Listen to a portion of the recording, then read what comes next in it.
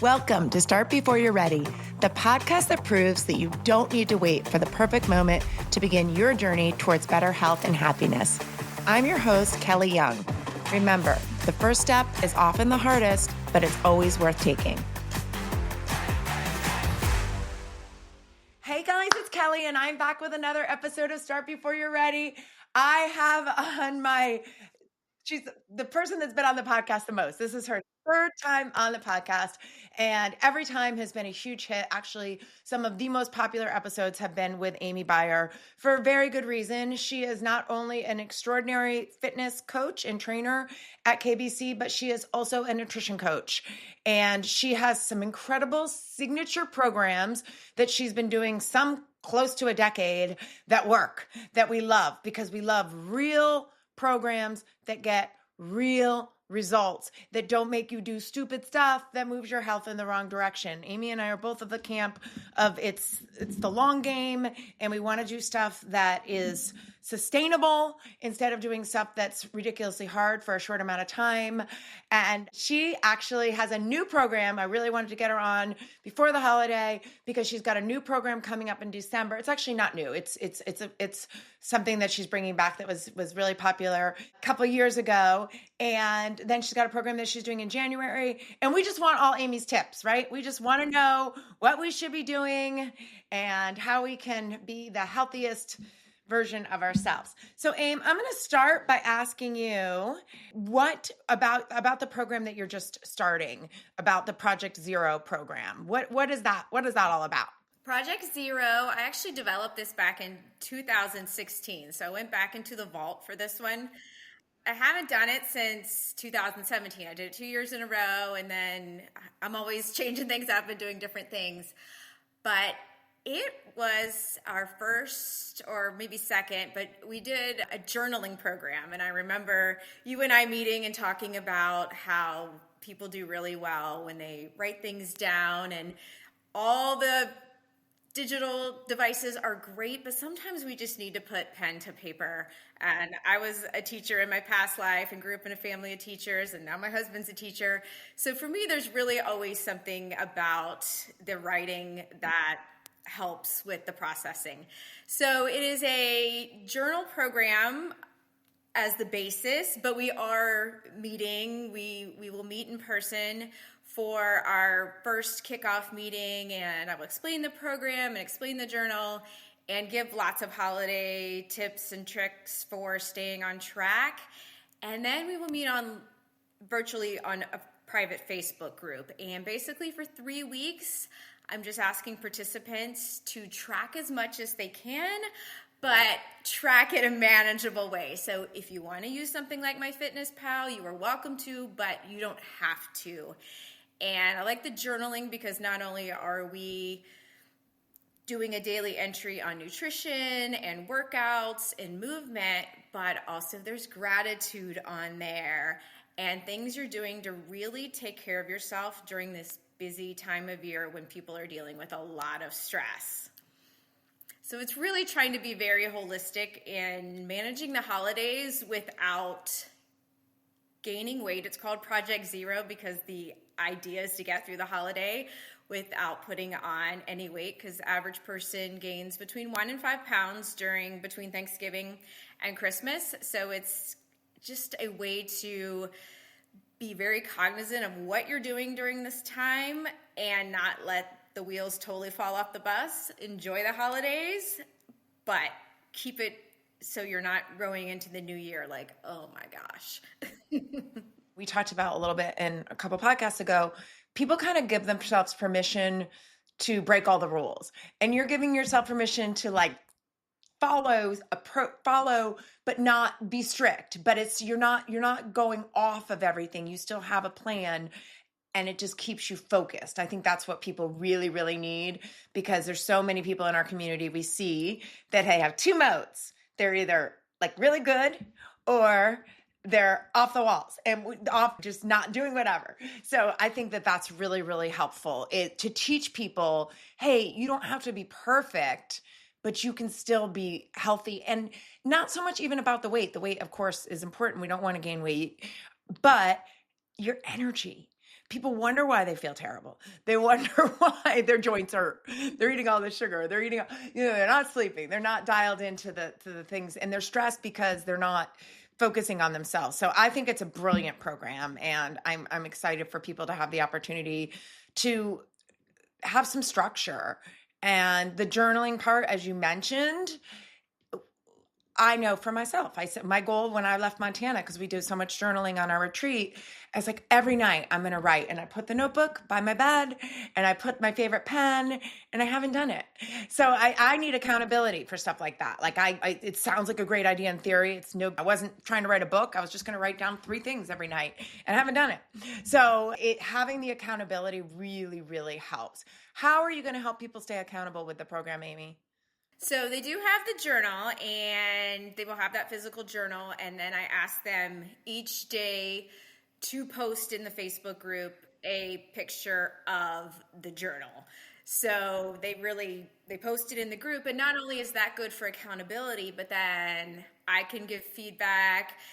The other people in the group comment, or, oh, wow, because there's the gratitude portion, and it's not just numbers. It's people end up, oh, what's going on in your life, and sharing wins and losses.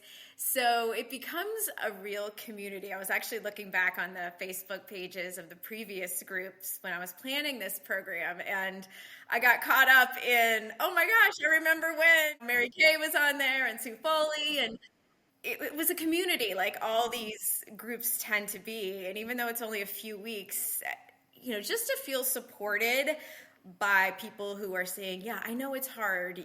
This is it's a fun, exciting time of year, but it's also a stressful time of year. Yeah. When you were looking back at that, what did you feel like? What are the challenges that people struggle the most with? Actually, sleep. Sleep is a big one. And I think that leads into everything else. It's a domino effect, right? Because if we don't sleep well, then we tend not to make the best nutritional choices.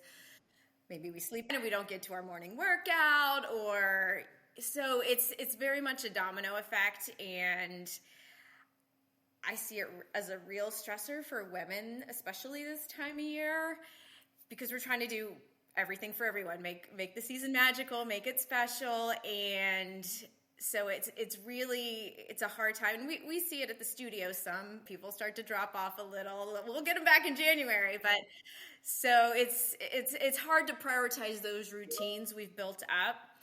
So just, I think getting the sleep in check can help manage everything else. What are your tips for sleep, Amy? What are some of the basics that you like to tell people for sleeping? A regular bedtime and wake up time.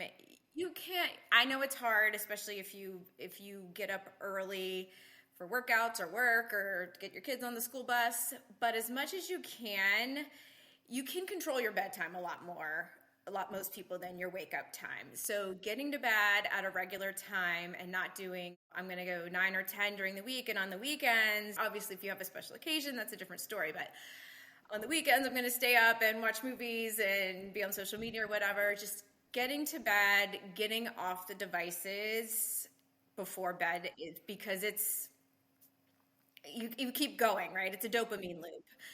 One more text, one more social media. Sometimes it's one more episode. Back when Yellowstone was a hit, I heard that over and over. Oh my gosh. Clients like, oh, I can't. I needed to watch one more episode of Yellowstone. And what I like to remind people is that there's no episode, text, Instagram post that's going to make you feel better than a good night of sleep. So just keep in mind that all of that can wait for tomorrow, and your body just needs sleep.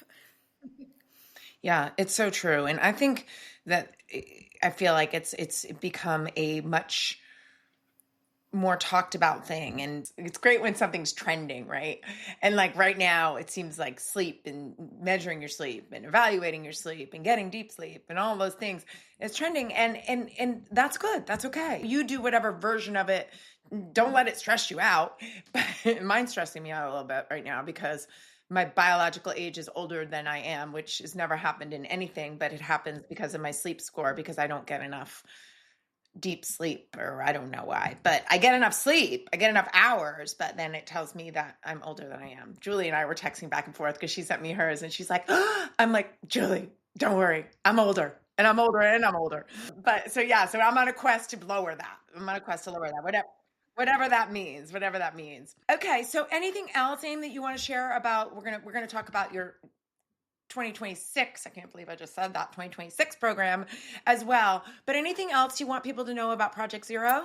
It's really like any program I do. It can be the commitment level that you have accessible to you right now. So I don't want anyone to feel like, oh my gosh, I don't have gas in the tank. You do need about 10 to 15 minutes a day. That's just for your journaling. I mean, probably you could even do it in 5 minutes if you're really efficient.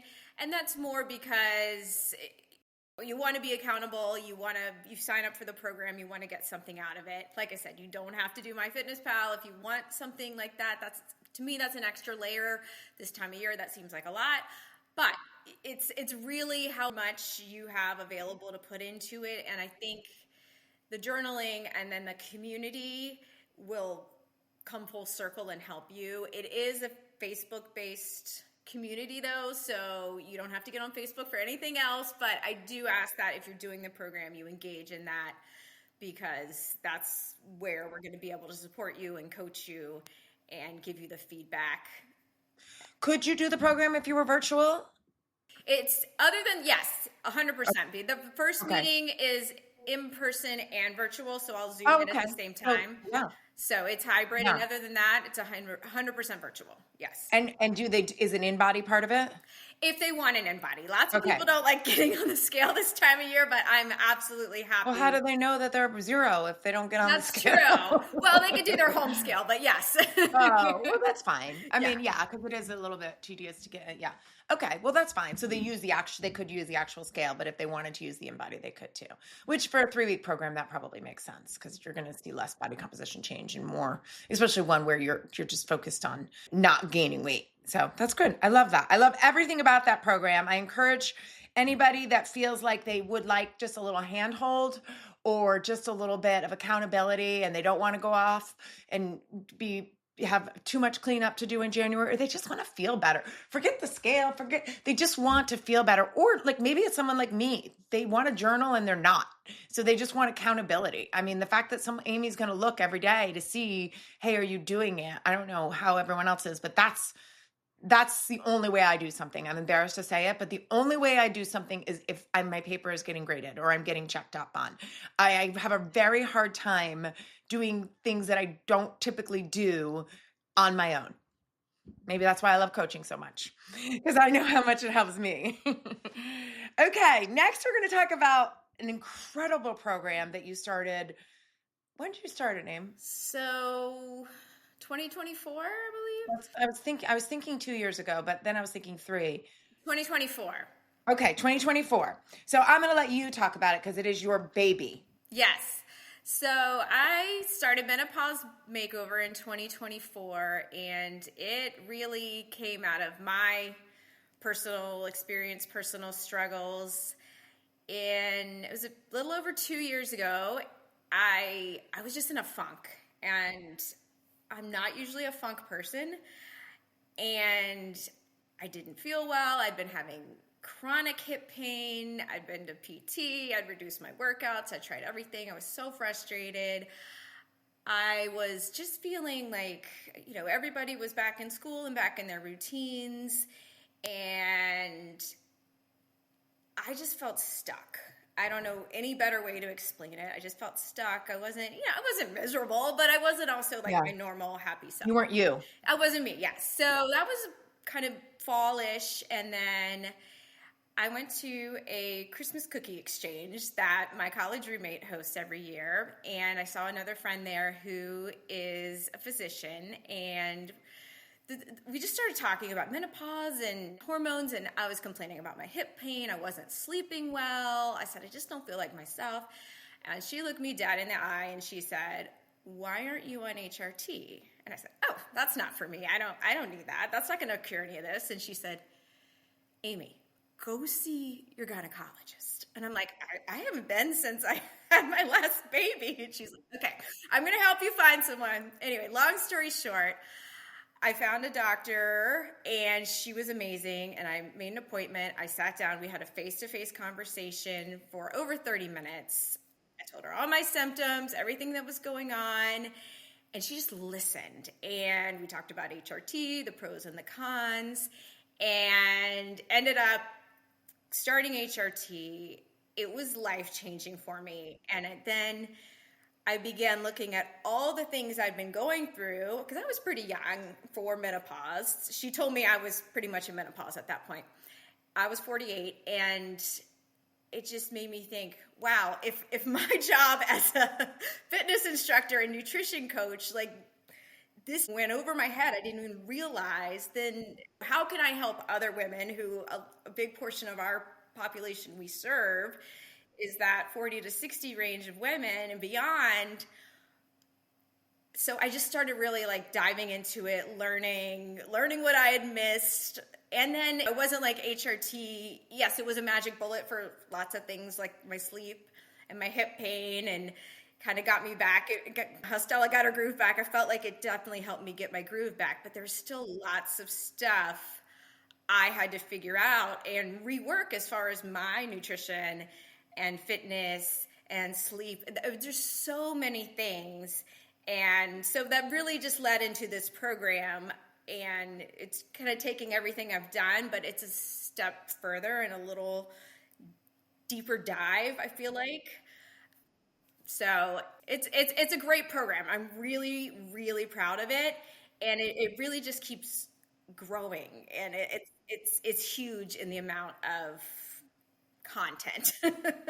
Yeah, because everybody's different, and there's different cases where you can use as examples of where you can see other people in other people. I think that as a practitioner, as somebody that works with people, that is such an advantage, because you start to realize that there's no formula and there's no solution, and it's a little bit of an experiment.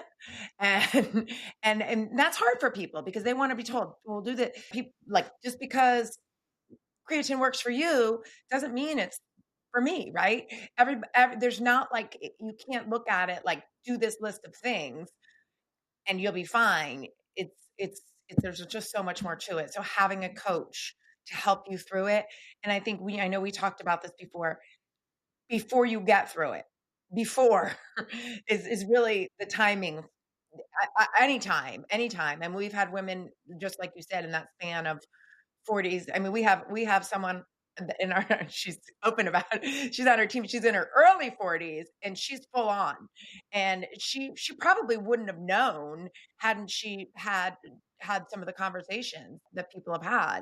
And it is like, I'll use myself as an example. Like, when I'm religious about going to the doctor and getting my blood work. And I always ask, because I had ablation after Lindsay, and I don't know. My parents both had neurological diseases, and I felt like something was wrong with my brain. And I would put toast in the toaster, and I'd be, did I put toast in the toaster? And little things like that.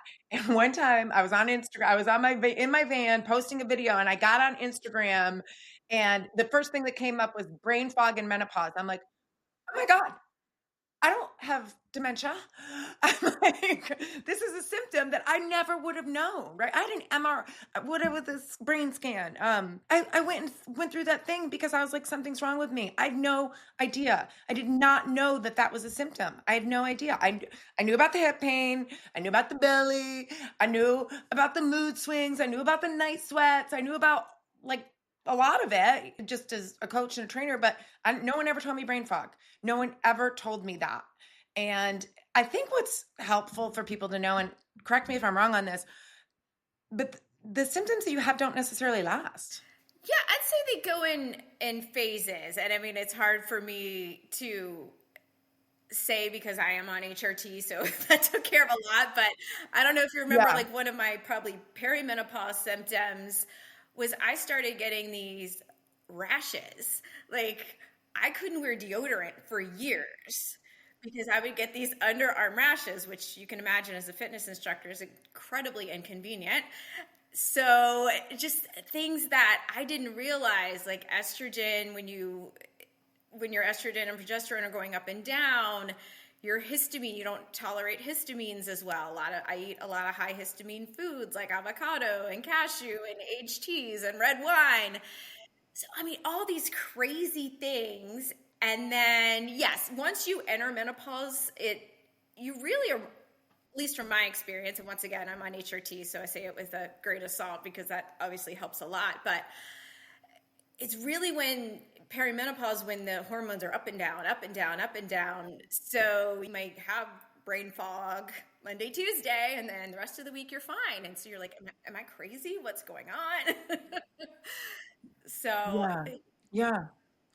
Yeah. And yes, and that's good. I think that's helpful for people to know because symptoms that come and go sometimes are like a little even more confusing. And then you think you're crazy. And that's why I think women think they're crazy because they go through, they, until they hear other people say they're having the exact same thing or a version of, and then they feel validated and they feel supported and think that's why one of the reasons why your program has been so successful in our community and beyond. I have friends that have done Amy's program that aren't even in KBC and they just were so appreciative of the education and the support. And I think those are the two things that are going to help people the most, especially with such a complicated stage of life.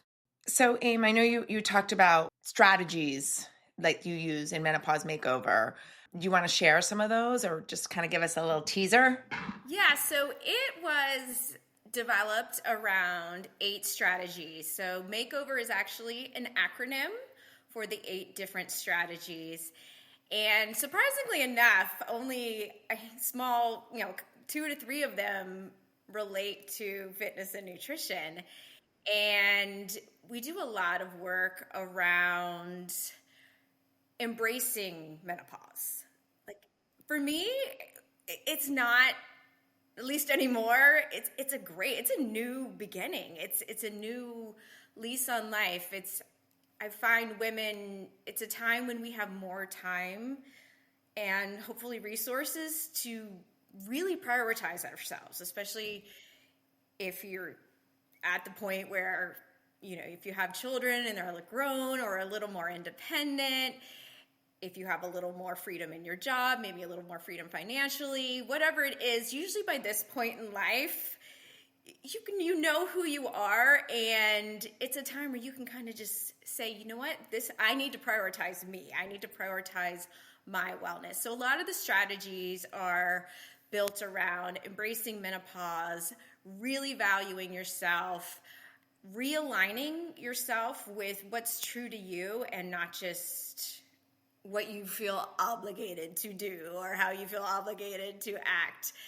So I love our weeks when we do and that week is always like, there's usually tears, like happy tears, but then also some like, oh my gosh, I'm finally realizing that, and discovering who I am, lots of women as empty nesters now, what that looks like. So it's really a very holistic program in that we do the physical, the mental, the emotional.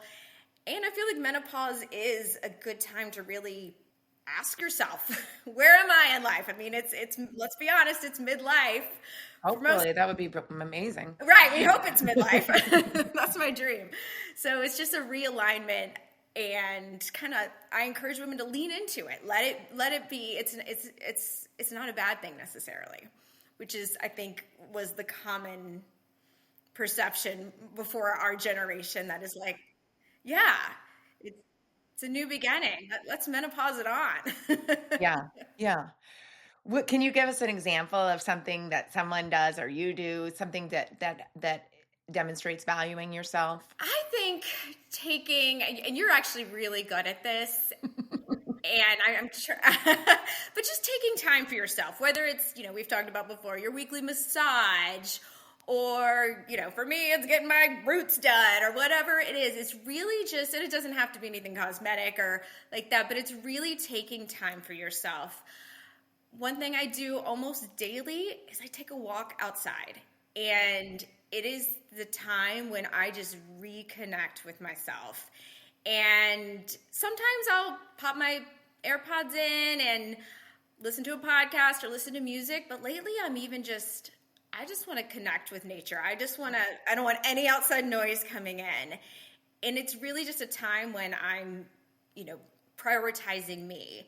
And I've also learned to say no. And this is a big one that women have to be taught, because we love to volunteer, do everything for our children, be the first to, I'll cover that at work.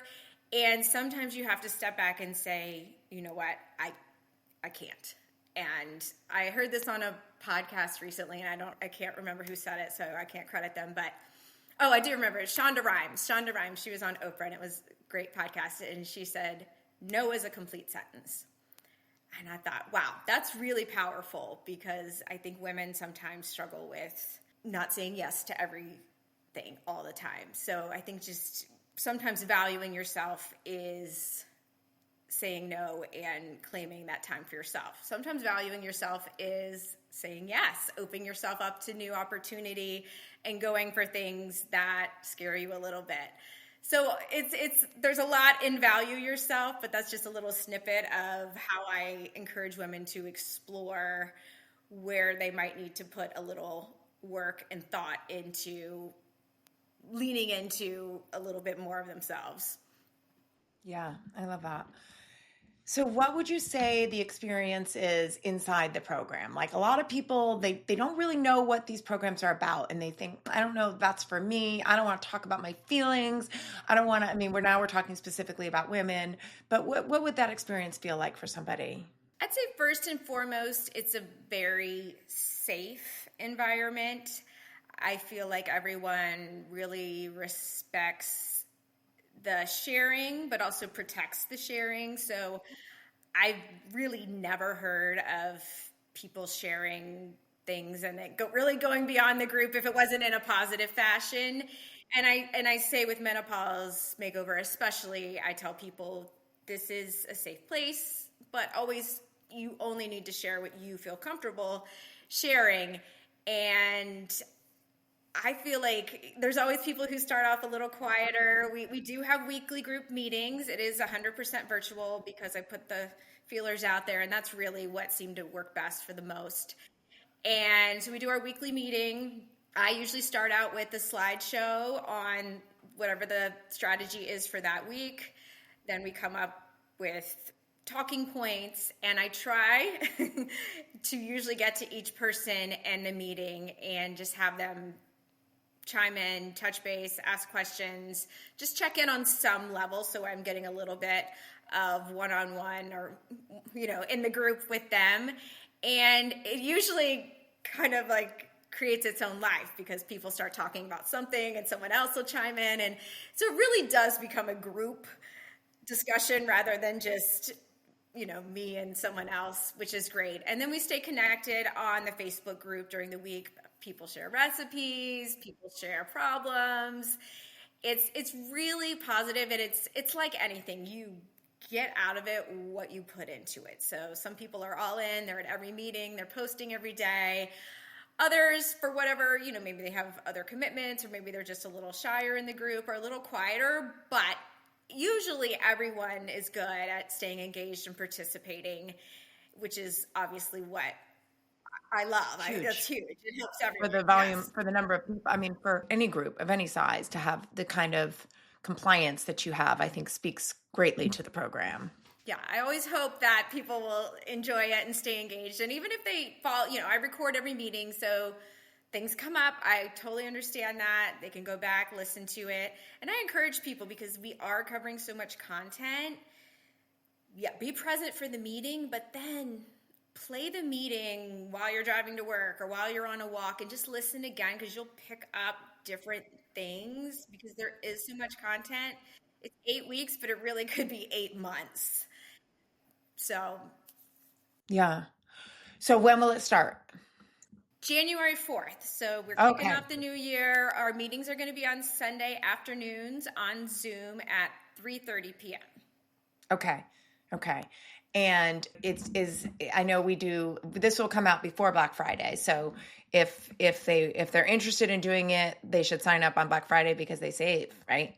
$30 off for the Black Friday special. Yes, which is the only time of year we do the discounts on the program. So, Yeah, that's for sure. I think that that's important for people to know because that is a question that we got a lot. And I say, no, we're very consistent with our pricing because that's fair and that's easy.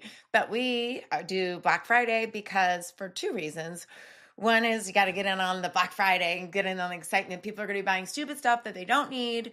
We would rather than buy something that's going to actually help not only like have all the clothes in their closet look better on them, but have them feel better, have them have more energy. All the home decor stuff that they're buying isn't as important as investing in yourself. I truly believe that. And you alluded to it earlier that that is something that I have definitely embraced in my life of I don't need anything. I don't need any things. I need to feel good. I need to feel good about the way my skin looks or whatever it is. Those things are all more important to me than things. And that's one of the things that we try to coach in our programs. Now, things are nice. We love our things. And I've definitely had some indulgences this year with home decor stuff. That's why I use that example. I got to stop following all these people and buying stuff I don't need. But KB, I'm talking to you. But yes, it's for real, for real. And if if it is something that you feel like you need to get as a gift, have a spouse or a family member buy it for you, or just that type of thing. If that's like something that you're like, oh, I don't want to spend the money on myself, and ask someone else to get it for you. Put it on your wish list. All right. Well, this has been incredibly helpful, I think, for people that are interested in finding out more about the programs. Also, for people that might not be doing any of these programs, but are just looking for tips and tricks to be the best version of themselves. And why don't you go ahead and just give maybe I know there's a lot. It's hard to give top. They don't have to be top three, but just the first three that come to mind, like three things that you're like, hey, these are three things that Amy Beyer, who is an incredible nutrition and fitness coach that has lived the life. She's really, if you saw her when she started 15 years ago and now she's a completely different being. And I think that people that for me, I don't want to follow anybody that doesn't walk the walk. If you're not doing the things that you're saying, if I'm not seeing you, and you don't have to be perfect, you don't have to look great, you don't have to look as great as Amy, but you need to be doing the things that you're telling other people to do. And Amy absolutely does that. What are three kind of non-negotiables for you or must-dos? So one, I'll relate this one because this is a change I made in menopause. We become very insulin resistant in menopause, and it is something we talk about in the program. I had to cut out a lot of my snacking. I'm an eater. I love to eat, and I used to eat 2 breakfasts, maybe a morning snack, lunch, a couple afternoon snacks, dinner, and now I'm pretty much breakfast, lunch. I do have an afternoon snack because that's a long stretch, lunch to dinner, and then dinner. So really giving your body time to let your blood sugar come down, get hungry again. And that has been a big change for me, but it's been very helpful at this stage in my life. Second tip is as often as possible for me personally. And I got this tip, I remember several years ago from Sue Russell, is stop eating. She stops by 6:30. I don't usually make that deadline. I still have a kid in high school, but try to stop eating by 7. And I say 5-6 nights a week. It doesn't every night, not every night a week. That's another huge one. We don't do well, once again, with the insulin resistance and just women, men too, both of us. As we get older, we are less tolerant of digestion and weight gain. I mean, at night, you're just not active, right? So if you eat and then you go sit on the couch or you go to bed. So just really trying to scale back the dinner time. And then the last one I'd say, I mean, we love working out, so that's never been an issue, but just that non-exercise movement, the walks every day. It doesn't matter rain, shine, freezing. You know, I got a walking pad last year for Christmas. And when it's not great outside, I walk on that. And the walks do not have to be long. Sometimes it's 10 minutes, and that's okay if that's all you have. So those are probably my big three non-negotiables that have really served me very well. Okay, I'm going to ask because I'm curious. How do you, well, I guess you never teach that early. Because if you, like, say when you teach at 7, how do you don't eat before? Not, it depends. If I really listen to, it depends on what time I wake up and how I'm feeling. So if I've done both, the new research is actually saying women aren't supposed to work out fasted. I sometimes do, I sometimes don't. It depends on, if it's 7 a.m. would be probably the latest class I would do without having anything to eat. You know, 8:30 I'm always eating before that. But if I do, it's something small, and then I would eat again after. I don't consider that as much of a snack as just my pre-workout. No, no, no, no. And yeah, I was just curious. I played with it too, and that's where I think everybody is different. Like I do not have a good workout if I don't eat. It's just it could literally be a bite of something. And this goes back 30 years. I mean, I remember like keeping a banana in my car and just having a bite and then going to teach my class. It's just something to get my blood sugar up. I don't know. I do believe everybody's different, but yes, the thing for me, and this could be just to Kelly, I don't feel like I work out as hard. I feel like I'm reserved when I don't have like something to start me. And I'm like, I'm going to do the workout. I don't want to get everything I can out of the workout. So just a couple bites of whatever, it sometimes helps. But yes. And it's funny you talked about that as trying not to snack. I have tried that too. And because there's a lot out there that's like, you need to get a little bit hungry. You need to empty the tank. It does not work for me. It does not work for me. If I don't have a snack in the morning, I can't eat fast enough. I can't digest my food because I'm so hungry.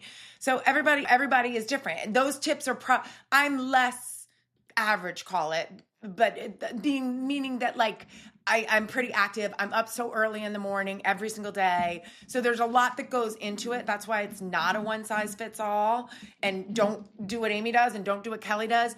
Listen to your body. Experiment. Try it. Hey, I have people, I used to fight with people when they told me they didn't eat. The only time now I'll fight with them before they work out. The only time now is if they feel sick. If they are getting sick, feel sick, have to stop. I feel dizzy. I'm like, okay, you need to eat. But if they're rocking their workout and they don't eat, I'm like, okay, that's great. That works for you. No problem. But it just kind of experimenting and knowing what works and what doesn't work. And I would say if I had to pick from the stage of life that we're on, at least, I want that protein and I want that good nutrition going into my body after a workout, probably more than, so if you're going to do one or the other, I would say post-workout is more important than pre-workout, but I also think pre-workout. So yes. I usually, so if I'm teaching like 8:30, Friday's kind of crazy because I do 7:30 and then teach at 8:30. So it's early, but I need something in the tank to get me through. So I'll usually do like some kind of overnight oats or the Ezekiel cereal with like berries and soy milk and nuts, small portion. And then after I come home and have my eggs and toast and I'm famished. But so lots of mornings I'm actually splitting it, and it's, small breakfast and then big protein hit. Usually, like you said, after the workout is when I try to get all that protein. Yeah. And I think, okay, I just want to say one more thing about you saying famished. I think getting hungry is really important. I do think that your body should be a clock, and you should, like, noon. I know when it's noon. I can be anywhere in the country. I know when it's noon Eastern time because my stomach starts growling because that's when it gets its food. And I do think that is important. So maybe it has to do with your metabolism, how fast you burn, or like you mentioned, I think that's a huge thing. Being aware of insulin resistance, and that's a huge thing. So trust me, guys, all I'm telling you is Amy knows a lot of things. She spent a lot of time not only on her own, on hacking. I don't know if you like the word hack. I don't always love it, but in your case, it's like being smart and helping other people do that. And there's types. One thing that happens when you've been in this industry for a long time, and she has, you see patterns. You don't want to say it when you see them, but you kind of know. And then you're like, let me listen to them. Let me see what they have to say. Let me watch them. Let me see. But you kind of already know, because that's just what happens when you work with people and you listen to them and you pay attention to them. You learn how different people work. And I think that's why having an expert, having somebody that is not only just going to say, like, anytime someone says, just do this, don't eat this, don't listen to them. They don't have your best interest at heart. People that say, well, try this, or experiment with this. Let's see if we change this and see what happens. Those are the people that really know what they're doing. Would you agree? Definitely. Yes. And like you said earlier, there's no one size fits all. And that's hard for people, because I hear all the time, oh, my friend did this, or my sister did this, or my neighbor did this, and it worked for them. And we're like in a lot of ways, but we're so different in so many ways. And everybody's life circumstances are different. So you really have to listen and become in tune with your body and what makes you feel good and energized. So true. So good. Excellent job. Excellent. I'm excited about this for our community and beyond. Guys, if you listen to something today and you feel like, oh my gosh, like my sister needs to hear this, or maybe you want your sister to do Menopause Makeover, or you're like, you weren't sure if that was something for you. You don't have to sign up for it necessarily. Talk to Amy, talk to me, talk to someone that's done the program, get some outside information. We'll be sharing some of the testimonials from people that have done the program. And if you listen to this podcast, people over and over again, I actually would love it. I'm sure there's a way to search, but people talking about doing how the nutrition programs that they did 5 years ago, 3 years ago, 2 years ago, life-changing. I hear that all the time. Change the trajectory of your life, because now you have tools and information that is actually making a difference. And that's what we're here to do. Any last words for our audience, Amy? I think just like Kelly said, just get educated. I met with a new client last week, and there's just so much noise out there. It's an industry to make money, and if they're telling you it's easy and you're gonna lose 20 pounds, and it just be really, really picky about where you get your information from. And if it seems too good to be true, honestly, it probably is, because Kelly and I will both tell you it's a lot of freaking work, but it is manageable once you take your time developing your skills in fitness, nutrition, and it's a lifestyle change. It's not ever for me or you. And it can be done slowly. Yes. Those are the people that are most successful, Yes. Not the ones that did this huge overhaul and gave up everything. We don't tell you to do that because it doesn't work. We want to do something that works. So for sure. Okay.